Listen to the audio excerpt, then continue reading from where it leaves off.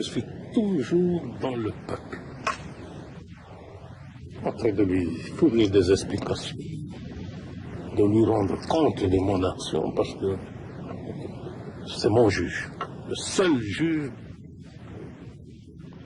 à qui je dois rendre des comptes, c'est mon peuple.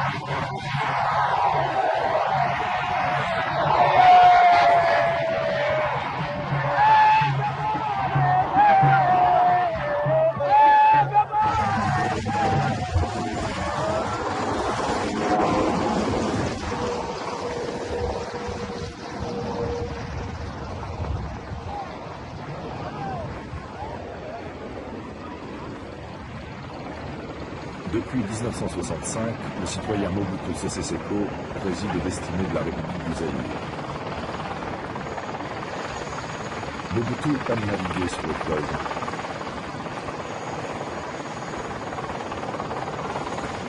Quand on ne le trouve pas dans les bureaux de la présidence à Kinshasa, c'est qu'il travaille et se détend sur son bateau, le MS Kamanyola, qu'il rejoint le plus souvent par hélicoptère.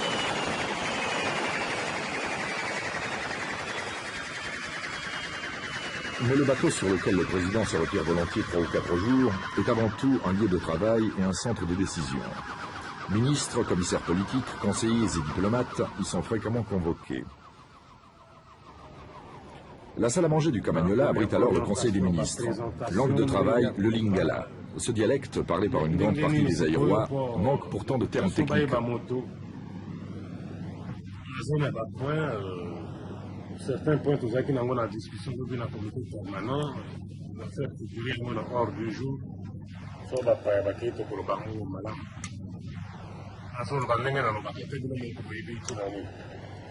Alors, tant que vous avez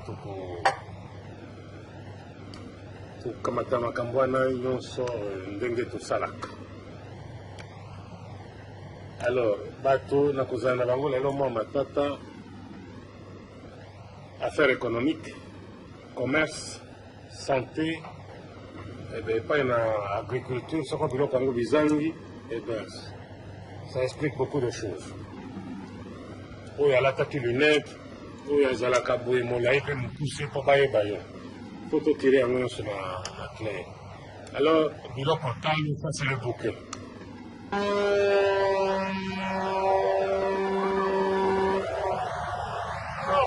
Lourd. Madame.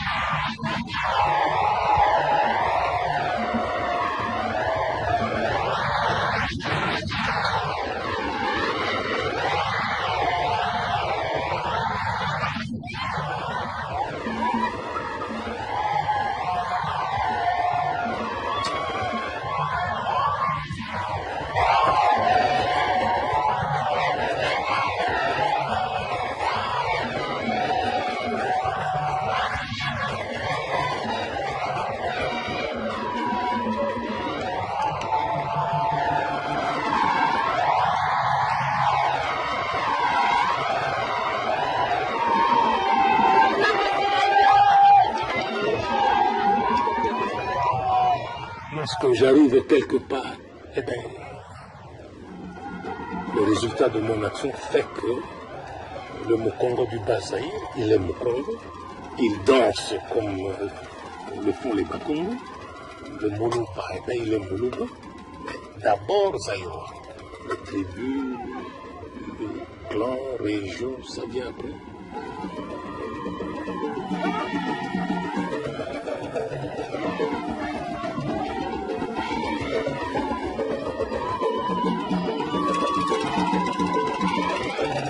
Je condamne le tribalisme, mais je suis pour les tribus. Je condamne le régionalisme, mais je respecte les régions.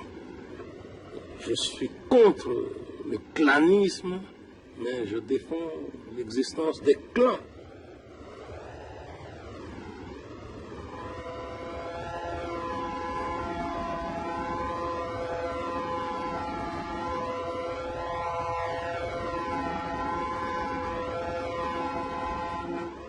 C'est magnifique le fleuve, non? Pardon, vous voyez. Qu'est-ce que ça représente pour vous, le fleuve? Comment? Qu'est-ce que ça représente pour vous, le fleuve? Beaucoup de souvenirs. Beaucoup de souvenirs. Je suis né sur le fleuve, mes études en Mbandaka. Toujours sur le fleuve, Kinshasa. Le Mongalema, sur le fleuve, ma résidence. Beaucoup de souvenirs. C'est une espèce de trait d'union. Plus que c'est une trait d'union, c'est notre colonne vertébrale. Le Zaïre, un immense pays aux ressources immenses. Grand comme 4 fois la France ou 27 fois la Suisse, la moitié de son territoire est recouvert par la luxuriante forêt tropicale. Le sous-sol est souvent qualifié de scandale géologique. Les fabuleuses richesses de ce sous-sol privilégié, cuivre, cobalt, diamants, or et bientôt pétrole, procurent les devises nécessaires au développement. Mais la machine a encore dératé. La qualification humaine est insuffisante, la corruption n'est pas maîtrisée, le produit national inégalement réparti. 24 millions d'habitants dont la grande majorité pratique encore une économie de subsistance. 250 ethnies différentes reliées à la grande famille bantoue.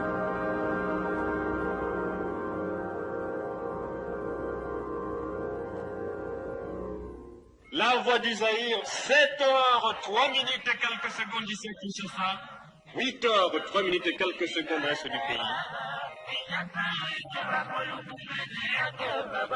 Kinshasa, les Zaïrois disent Kinlabel, l'ancienne Léopoldville, entre 1,5 million et 2 millions de Kinois.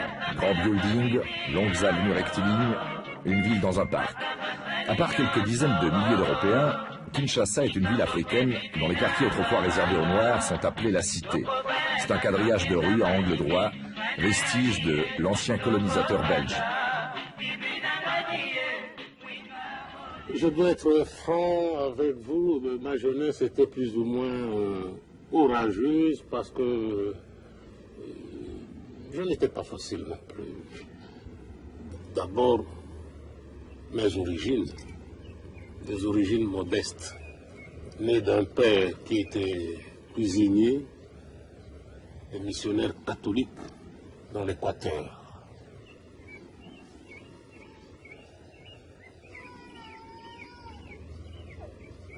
J'ai commencé mes études primaires chez les pères Musquet.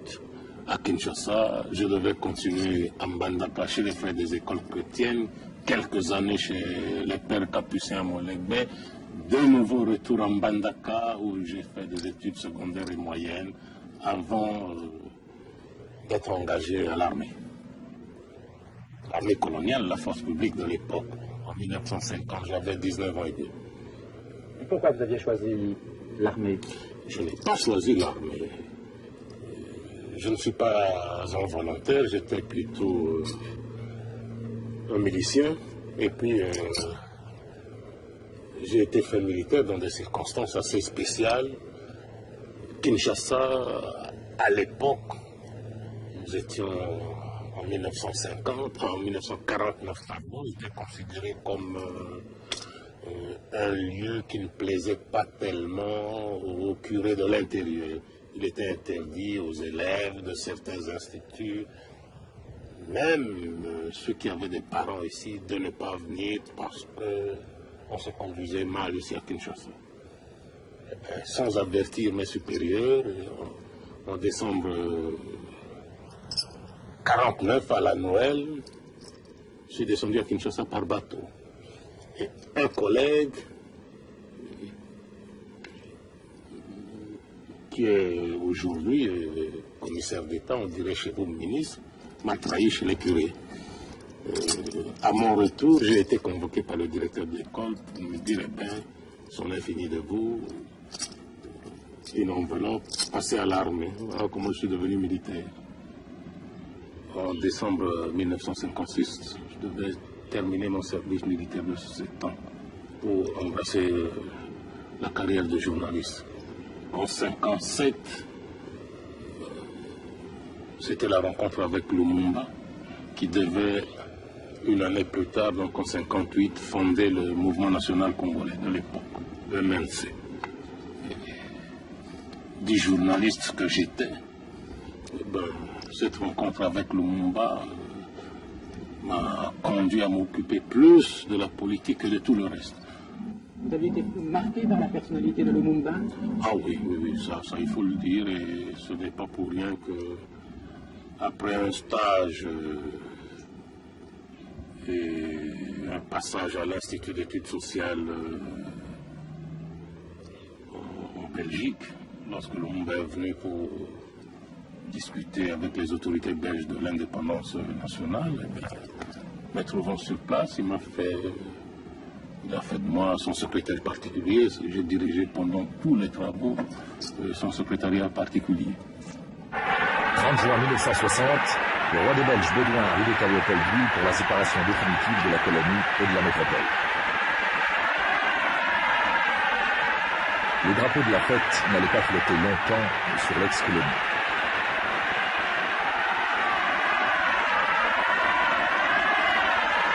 Et pour équilibrer les tendances politiques, Joseph Kasavubu devient président de la République et Patrice Lumumba Premier ministre. L'opposition idéologique des deux personnalités porte en elle les germes du conflit qui ensanglantera l'ex-Congo jusqu'en 1965. Je suis Premier ministre de la République du Congo, comme vous le savez. Notre gouvernement, c'est un gouvernement national populaire qui représente toutes les fractions de l'opinion congolaise. Et nous luttons pour un idéal qui est la construction du Congo dans l'unité et la concorde nationale.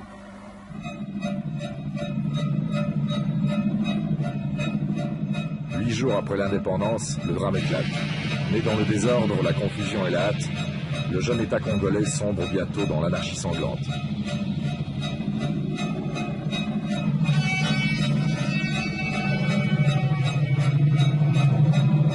La révolte de la force publique a mis le feu aux poudres. Mobutu, nommé chef de l'armée, a fort à faire pour tenter de ramener le calme. La rivalité politique s'accentue, l'arbitraire domine et les exactions se multiplient.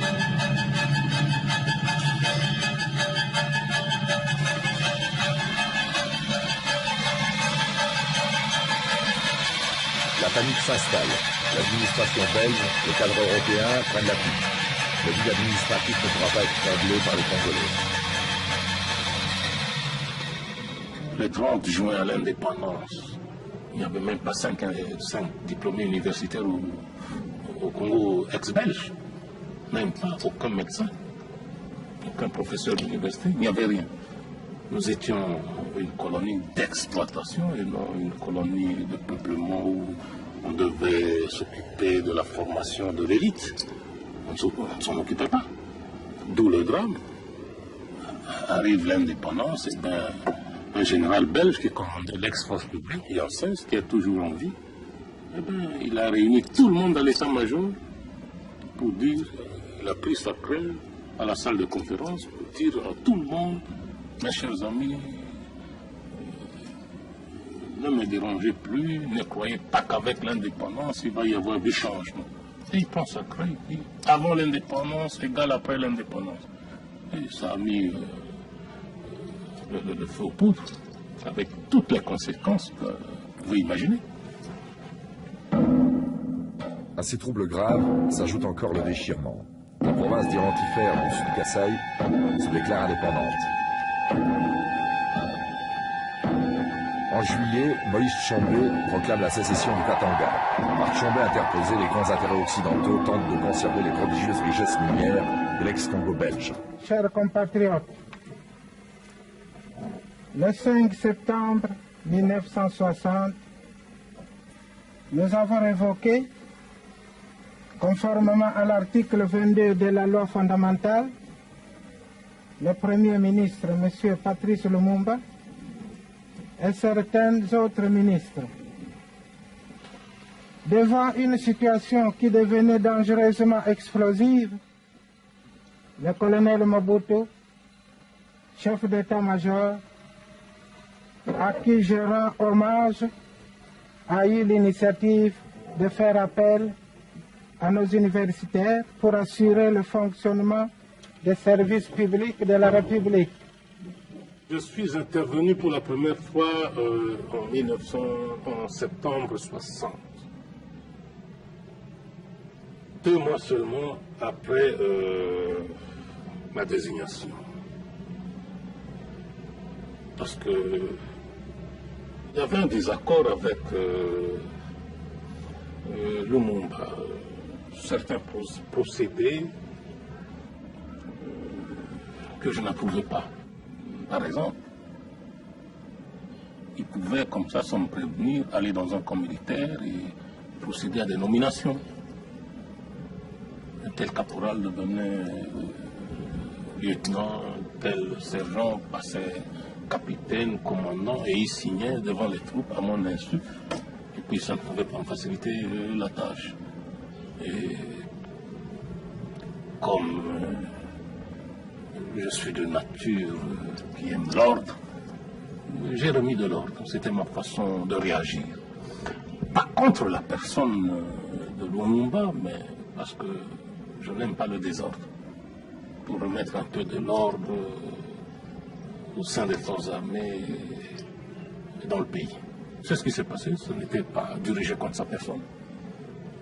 C'est là que vous êtes pour la première fois intervenu directement dans la politique. Oui, jusqu'au mois de février 61. En créant le commissaire des collèges, le collège des commissaires généraux. Les commissaires généraux, oui. Et Lumumba à ce moment a disparu. Oui, c'est cela. En septembre, Lumumba, écarté du pouvoir, est placé en résidence surveillée par le colonel Mobutu. Il parviendra à s'enfuir. Pour chasser, il sera repris. Les autorités de Léopoldville le livrent alors pieds et poings liés à son ennemi Tchombé.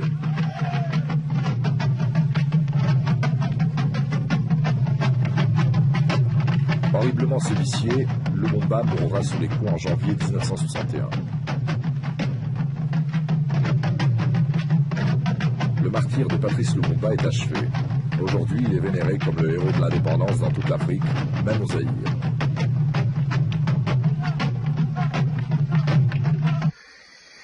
À leur tour, les provinces du centre et de l'Est, fidèles à Lumumba, entrent en rébellion ouverte. Ethnies différentes, mercenaires, armée nationale et casques bleus s'entredéchirent dans un chaos sanglant.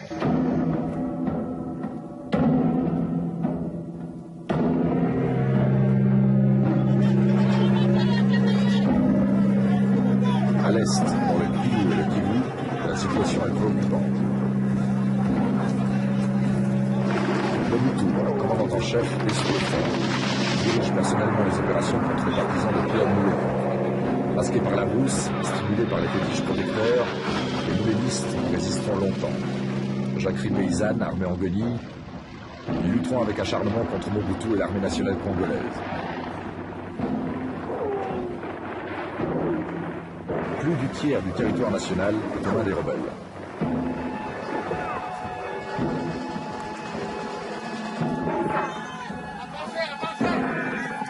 La situation politique se détériore de plus en plus. C'est l'effondrement et l'échec de la première République congolaise.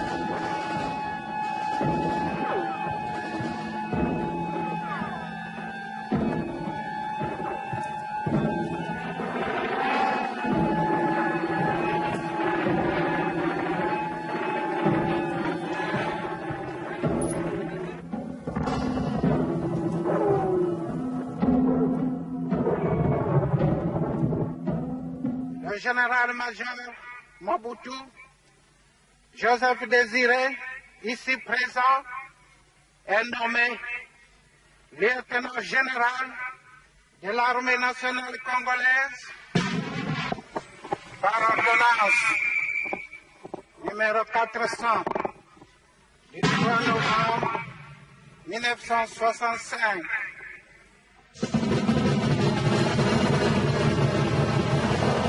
Trois semaines plus tard, le 25 novembre 1965, le lieutenant-général Joseph Désiré Mobutu met fin à l'incurie et aux querelles partisanes.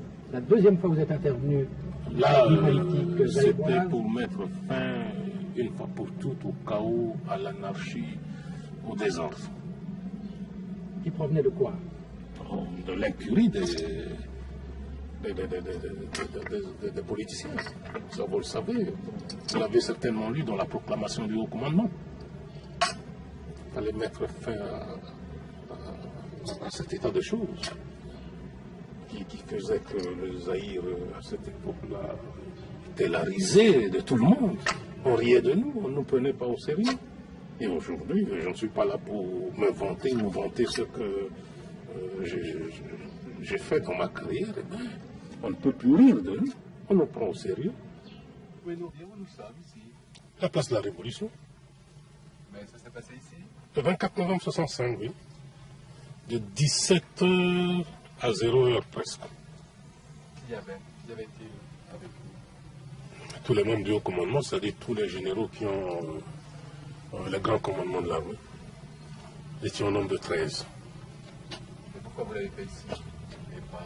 Non, parce que c'était chez moi, le chef. Chez le chef.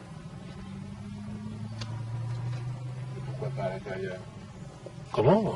Ma femme était là avec les enfants et les garçons qui circulaient. Il fallait venir ici.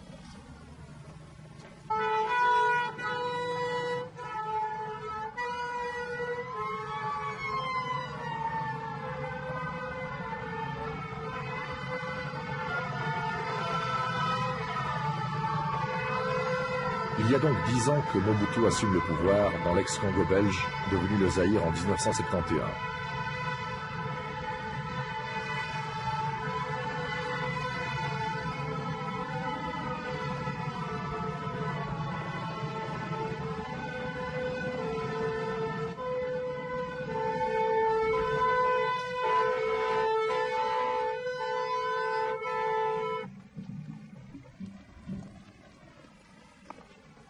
Musique au président de la République.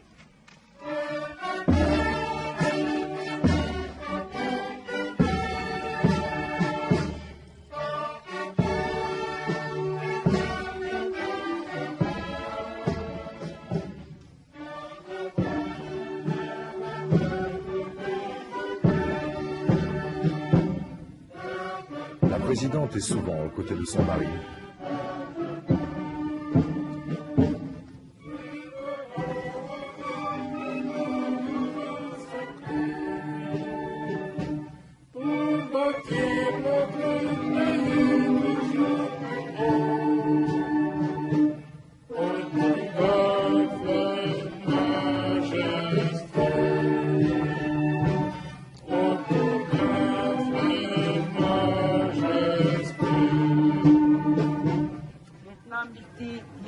Talasalo, numéro 004243C de la Mécano, chef du détachement ici présent. Citoyen président, je vous invite à passer les troupes en revue. Plus rien à vous autres.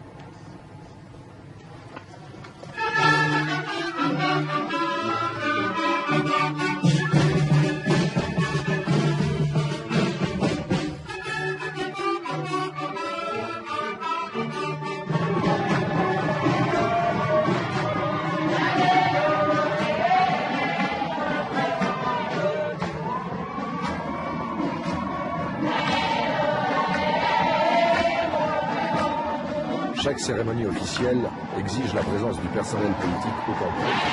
Ministres, responsables du parti, grands commis doivent prendre part à ces cérémonies presque quotidiennes.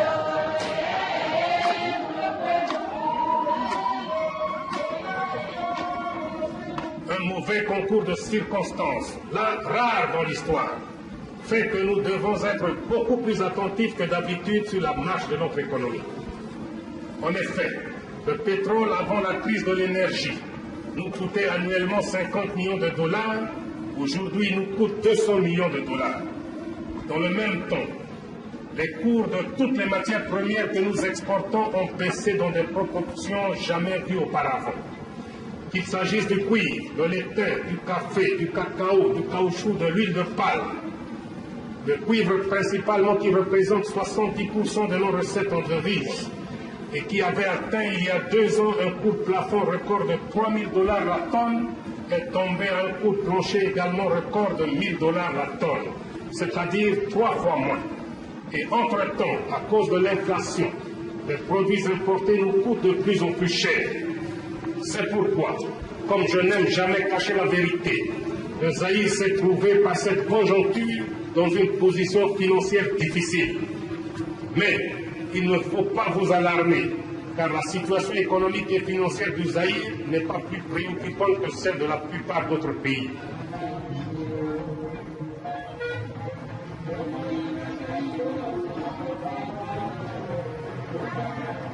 Le Zaïrois doit bannir le mensonge et le vol quand ils le rendent indigne.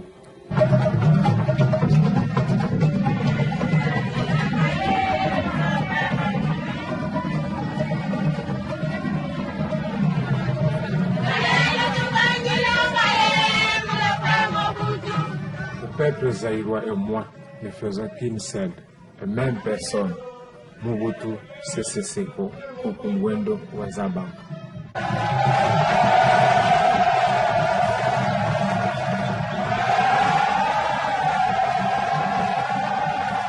Le peuple zaïrois forme une grande nation organisée par le mouvement populaire de la Révolution. Il est conduit par un seul chef, le citoyen Mobutu Sese Seko.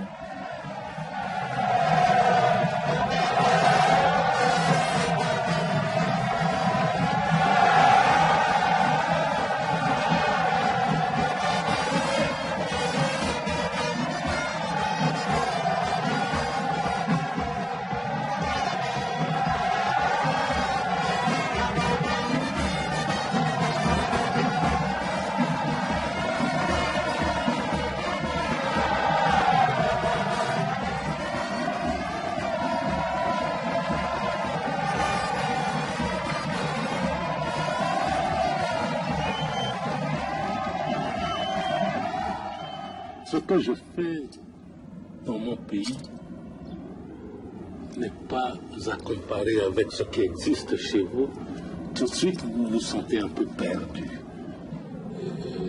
Dans mon pays d'où je viens, il y a X nombre de partis, c'est ça la démocratie. Chez Mobutu, il y a le MPR, et tout de suite, vous me parlez d'un parti unique. Le MPR n'est pas un parti unique, c'est notre parti national. La différence, à mon humble avis, est de taille. Pourquoi? Voyageons à travers toute l'Afrique.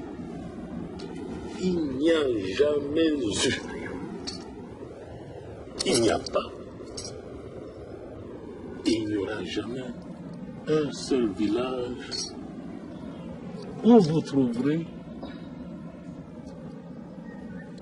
un leader de la majorité avec résidence au centre du village, et un autre leader appelé leader de l'opposition dans un petit coin quelque part. Ça n'a jamais existé. Depuis des temps immémoriaux, ça n'a jamais existé en Afrique, dans nos traditions. Il y a toujours eu un seul chef pour tout le monde, et le chef se fait toujours entourer est notable.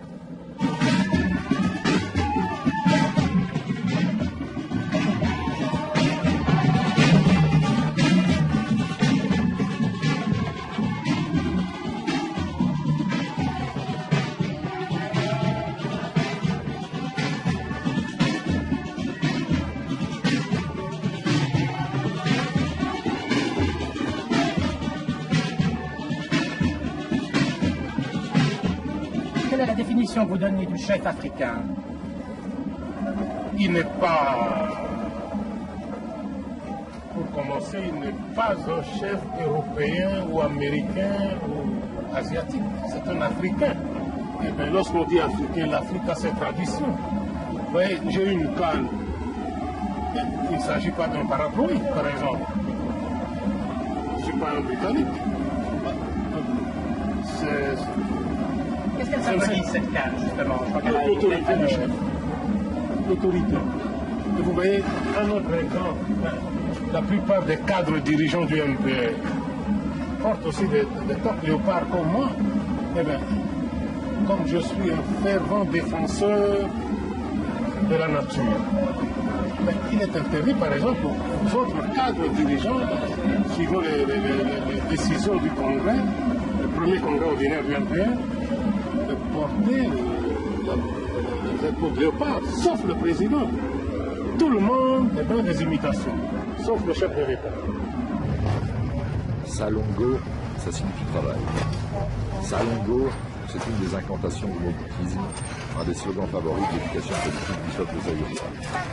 Pour donner à ce peuple le goût du travail, on l'a rendu obligatoire à la manière chinoise tous les samedis après-midi pendant quelques mois. Pas un zaïrois ne s'y dérobait, et du moins officiellement.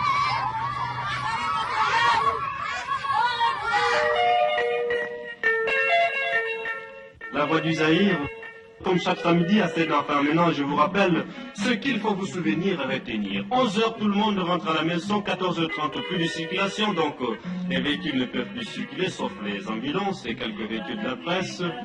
Et 14h, début du Salongo jusqu'à 17h. Salongo, c'est surtout la manière que j'ai imaginée pour faire aimer le travail, c'est pour pousser le Zaïrois à aimer le travail, à avoir cet amour pour le travail. Prenez maintenant la ville de Kinshasa. Il y avait 9000 mains d'œuvre pour la propreté, mais la ville était toujours sale. Maintenant, j'ai liquidé les 9000, ils doivent aller au champ, et la ville est toujours propre. C'est un exemple. Et ceux qui le font ne sont plus payés pour le faire. Donc c'est la volonté de bien faire. Et il y a une belle chanson, on dit Salongo, Alina Moussa, Salongo aime le travail, Salongo, il adore le travail.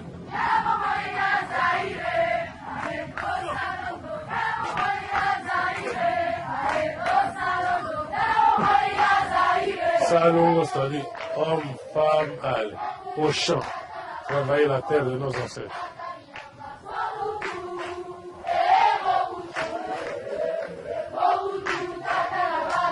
Mobutu, le père de la famille, Tata Labana.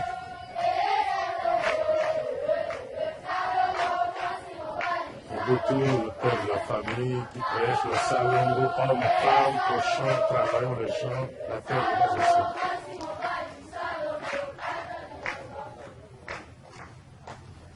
La journée dédiée aux dames, parlons des dames. Femme gardienne des valeurs traditionnelles. Vous êtes le seul à avoir compris qu'éduquer une femme, c'est éduquer toute une nation. Nous tenons particulièrement au respect de la femme tel que nous le recommande notre authenticité. 10h30 de dialogue entre le guide et les citoyennes de Kinshasa. La citoyenne zaïroise est une maman. On lui doit du respect et de l'amour. Tout homme, aussi grand et aussi puissant soit-il, est sorti du ventre d'une maman.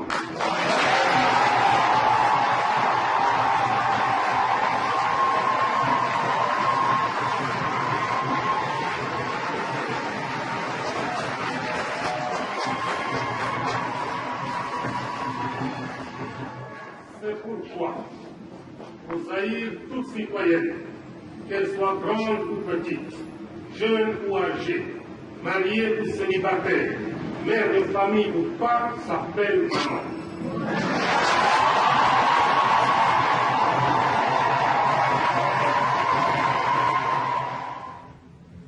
Excusez-moi, c'est toujours avec émotion que j'évoque la mémoire de ma mère, que j'ai vraiment vénérée et que je vénère toujours.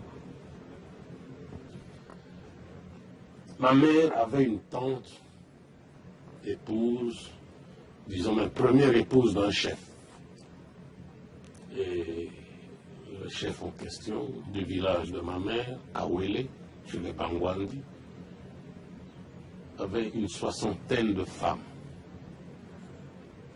La première épouse, c'était la tante à ma mère à laquelle je fais allusion, mais qui n'a pas eu d'enfant. Et comme c'est dans les traditions en Afrique, surtout en Afrique noire, eh ben, puisque la première femme n'avait pas d'enfant, il fallait qu'elle retourne dans la famille, trouver une cousine, une nièce, tout ça pour la remplacer. Pas la remplacer comme première épouse, mais la seconder pour avoir les enfants. Parce que, contrairement aux coutumes occidentales, un mariage chez nous sans enfants est nul, de droit. Chez vous, on dit avec ou sans enfants, c'est toujours valable. Eh bien, ma mère est arrivée, d'abord des jumeaux qui n'ont pas survécu à la naissance, et ensuite 2 autres enfants. Elle n'a pas su tenir et elle s'est enfuie. Ma mère s'est enfuie à pied, ça fait plus de 200 km, jusque chez son frère. Alors c'est la rencontre avec mon père. Elle est morte dans la foi catholique. Eh bien, vous savez que ma mère a rendu l'âme, et vous savez qui tenait sa tête entre ses mains? Eh bien, une Belge infirmière. Elle a beaucoup aimé. Première recommandation, cette femme, c'est plus que ma soeur. Il lui faut une voiture Mercedes. Elle a beaucoup souffert, elle n'a rien, elle marche à pied. C'est scandaleux pour quelqu'un qui s'occupe de la maman de Mobutu. Et il faut le faire. Et vous irez demain à Gemena, vous verrez Madame Chapelle, c'est son nom. Elle est encore là, elle est infirmière, elle dirige la clinique de Gemena. J'ai respecté ce que la recommandation de ma mère, elle a sa voiture Mercedes.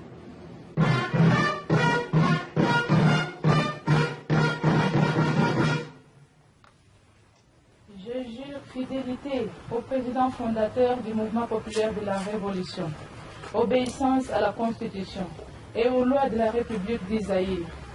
Je prends l'engagement solennel d'être dépositaire et garant du moboutisme, fondement de notre révolution. Je vous donne acte de votre prestation de serment en tant que commissaire politique. Très sincère félicitations.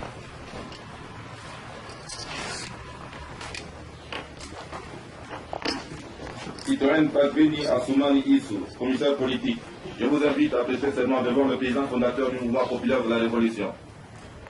Je jure fidélité au président fondateur du mouvement populaire de la Révolution, obéissance à la Constitution et aux lois de la République d'Isaïe, et je prends l'engagement solennel d'être dépositaire et garante du moboutisme, fondement de notre révolution. Le moboutisme, doctrine d'un père, c'est la pensée, les enseignements et l'action du guide de Mobutu Sese Seko. Il ne suffit pas seulement de comprendre la doctrine, encore faut-il installer dans l'âme. Parler du moboutisme, essayons un peu de remonter jusqu'au début, c'est-à-dire depuis mon avènement. Qu'est-ce que j'ai trouvé comme héritage? Eh bien, la rébellion un peu partout, sécession, eh bien, n'en parlons pas. La rébellion était imposée aux Zaïre.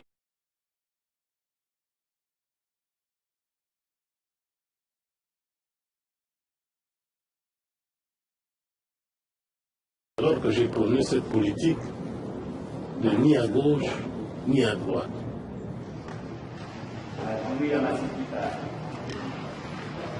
Ni à gauche, ni à droite, c'est le moboutisme.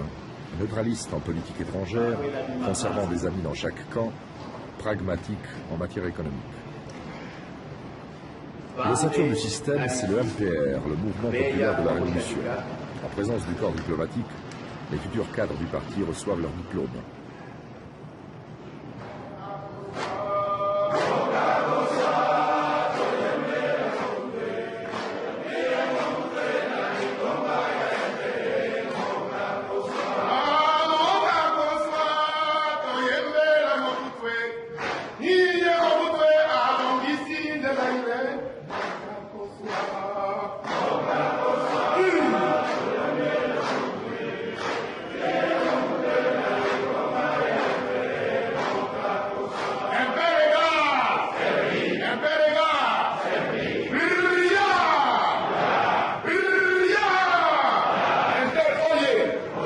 Interégal.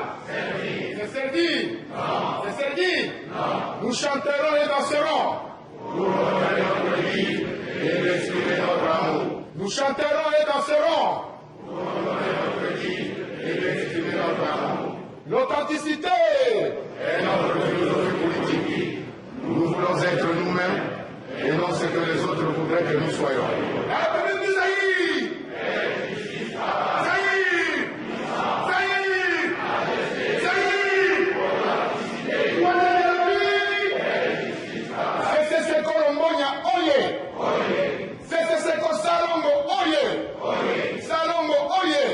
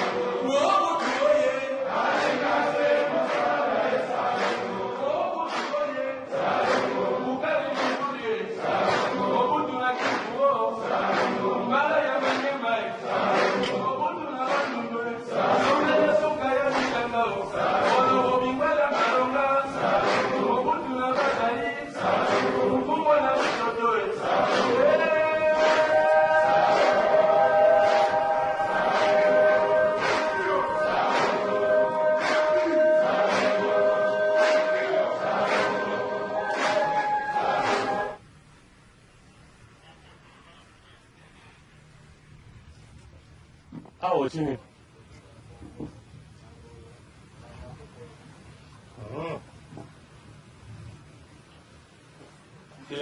Oh, pardon.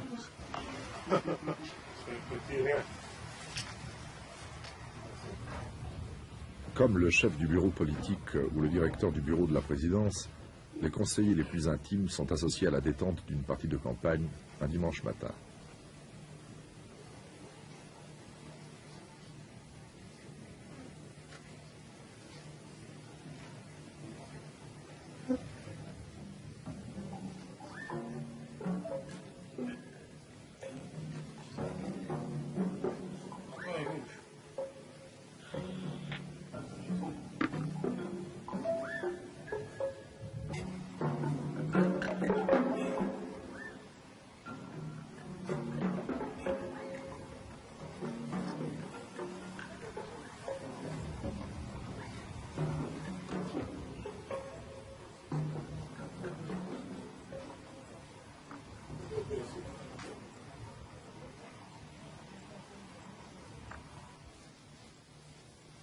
Monsieur le Président, à part la pêche, quelles sont vos autres distractions favorites? La chasse. La chasse. Qu'est-ce que vous chassez? Oh, le gros gibier. Buffle. Éléphant, c'est difficile. Il faut y aller à partir, disons, de 4 heures du matin. Vous lisez aussi? Beaucoup. Beaucoup? Beaucoup. Et la musique? Oh, je n'ai plus le temps, pratiquement plus.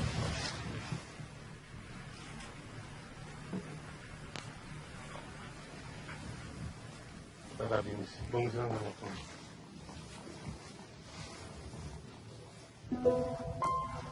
Le président a 8 enfants de la même et unique femme.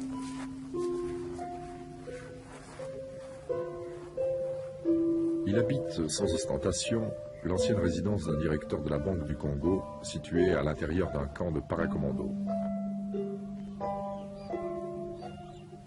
Dans les jardins de la présidence, il possède son zoo personnel.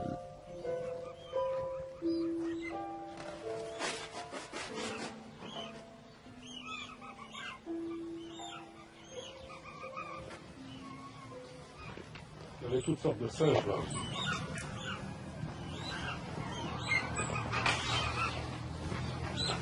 Il est beau celui-là.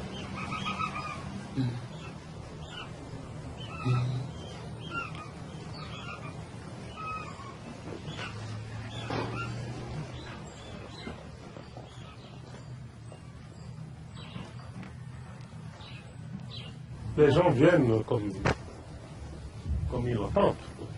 Parce que les jardins présidentiels, on peut les visiter. Chaque dimanche. Chaque dimanche.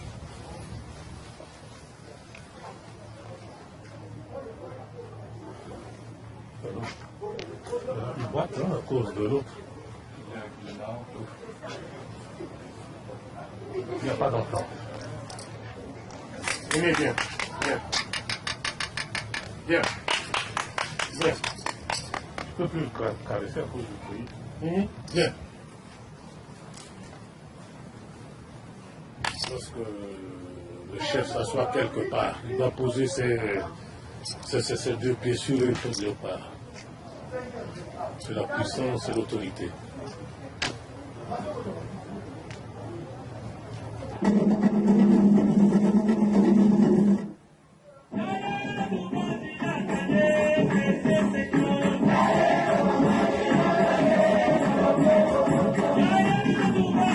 Chaque soir, le programme de la télévision zaïroise commence par le journal télévisé. Voici le générique qui exalte la gloire de la nation. Le citoyen président Mobutu Sese Seko est présent dans tous les secteurs de la vie du pays.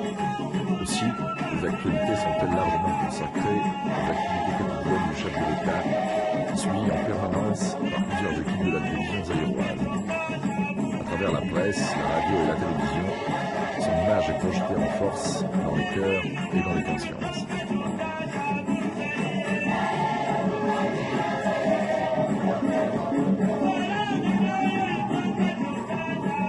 Pour nous Zaïrois, maintenant, c'est le recours à l'authenticité, c'est-à-dire puiser dans le passé tout ce qui est digne pour revaloriser certaines valeurs dans les traditions que nous ont léguées nos ancêtres. Je peux couper ou bien je peux couper. Allô. Et la Zaïna, journaliste, pour téléphoner là, les autres. Merci. Ça ne va plus sonner. Merci.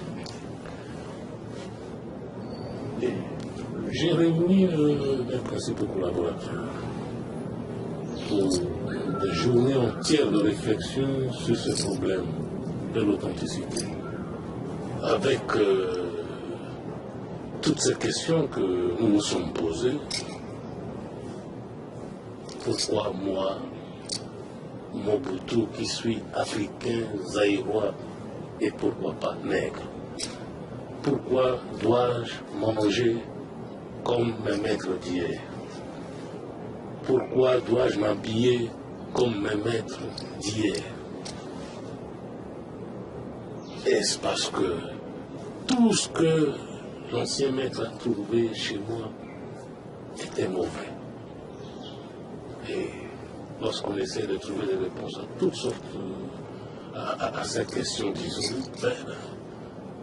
on se rend compte que tout n'était pas mauvais avant l'arrivée de l'ancien maître sur le sol zaïrois, sur le sol africain, dans notre continent. Une petite explication sur l'authenticité. Au début, lorsqu'on a commencé l'aménagement du domaine présidentiel ici du Mont Galima, vous voyez, hein, devant nous ici, c'est l'imitation de Versailles. Donc, jardin français. Ici, jardin anglais. Alors, la troisième partie, pour terminer, vers le fleuve, c'était, malheureusement c'est fermé, j'allais vous montrer ça sur le plan. On allait mettre là le jardin type japonais avec des ponts et tout ce que vous voulez. Eh bien, depuis fin 71, avec le recours à l'authenticité, eh bien, plus de jardin japonais. La France, la Grande-Bretagne et le Japon, plus question pire. Retrouver mon âme dans le cadre de l'authenticité signifie, pour moi, dans mon esprit, cesser d'imiter pour le simple plaisir de le faire. J'ai quelques exemples à vous citer. Je ne vous apprends rien en vous disant que j'ai déjà, depuis 10 ans comme chef suprême de mon pays, visité pas mal de continents à l'invitation des collègues chefs d'État. On m'imposait à moi, africain, nègre, zaïrois, certaines règles de protocole qui n'avaient rien à voir avec mon authenticité. On me disait à moi, par exemple, col cassé, nos papillons, cravate noire. Mais pourquoi? Avec mon abacos, manche longue, bleu pendant la journée, noir pendant la nuit, eh ben, j'ai été reçu aux États-Unis, en France, par le président Pompidou, en Chine, partout, en Roumanie, partout à travers le monde. Et on m'a respecté, c'est-à-dire on a respecté le choix que j'ai fait d'être ce que je dois être. Mao, je l'ai rencontré à 2 reprises, il est resté le même. C'est l'homme des contradictions, c'est l'inspirateur. C'est un cas un peu spécial. Par exemple, vous voyez, la rébellion de mon pays, ça nous a fait 500 000 morts, d'après les documents de l'état-major général de nos forces armées. Et bien, lorsqu'il m'a reçu, il n'a pas hésité une seule seconde à me dire, eh bien, vous voyez, vous ne nous aimiez pas, eh bien, on ne vous a pas laissé la tâche facile non plus. Nous avons aidé les autres qui vous combattaient avec des armes, des munitions, et nous étions derrière. Ce n'est pas parce que vous êtes là qu'on doit vous le cacher. Vous voyez, il faut être spécial pour le faire. Mais les autres, eh bien, ils seraient beaucoup plus protocolaires. Enchanté de vous voir, enchanté de faire votre connaissance, très heureux. Mais lui, brutalement, m'a dit, eh bien, j'ai aidé avec des armes, des munitions et des fonds.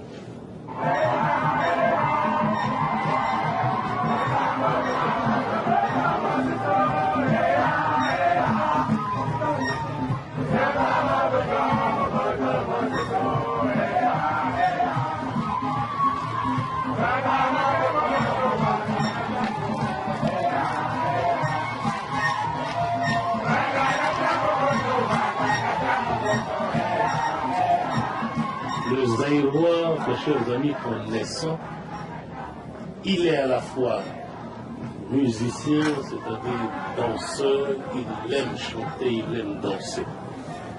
Eh bien, l'animation pour nous signifie notre manière d'éduquer politiquement notre masse.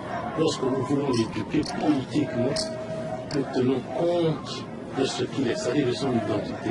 Comme il aime danser et chanter, eh bien, l'éducation politique se fait avec tous ces mouvements de danse et de chant que vous appelez l'animation.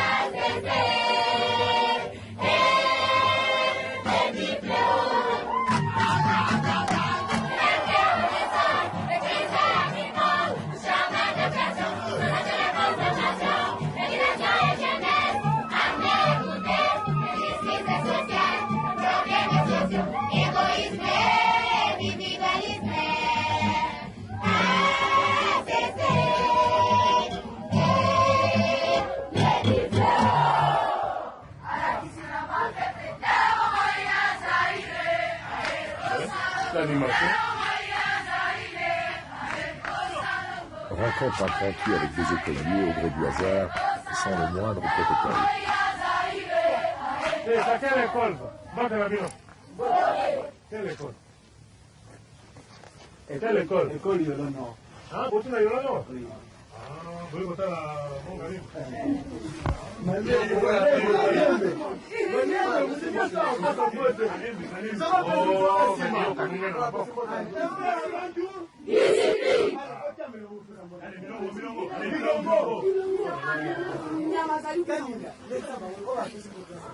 Allez, qui? Déjà la classe, moi, combien plusieurs classes? Cinquième année. C'est la cinquième? Oui.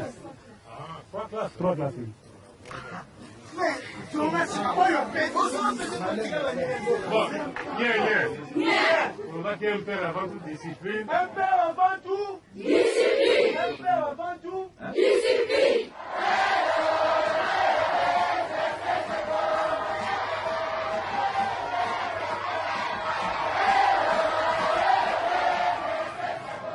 Lorsqu'on a affaire à un peuple comme le mien, on ne peut pas se sentir fatigué. Un chef qui se sent aimé, et vous voyez ce plaisir de se savoir aimé par son peuple.